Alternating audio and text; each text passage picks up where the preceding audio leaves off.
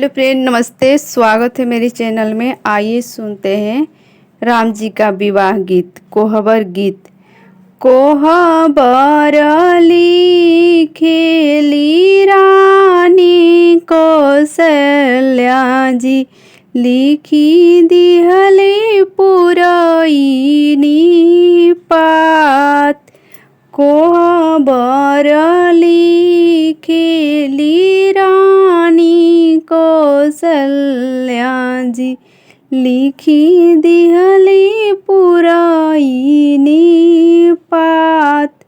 ताही कोहबर सुतेले श्री रामचंद्र जी, ओदी सुते जनक दुलारी। घुंघुटा उठाई राखे श्री रघुवर, सीता जी से पूछे एक बात। घुंघुटा उठाई राखे श्री रघुवर, सीता जी से पूछे एक बात।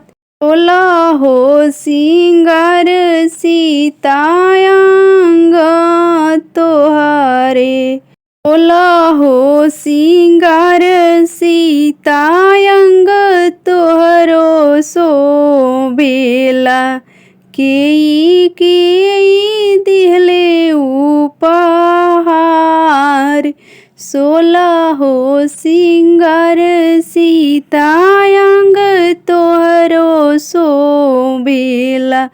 केई दिहले उपहार, बाबा मोरे दिहले स्वामी टिकावा से नथिया। गौरा दिहनी मांग की सिंगार, बाबा मोरे दिहले स्वामी टिकावा से नथिया।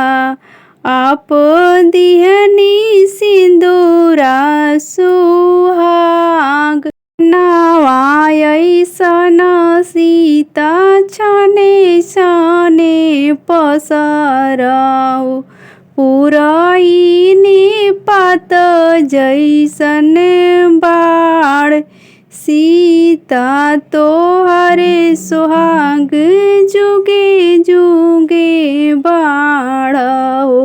जुगे जुगे रह तू हे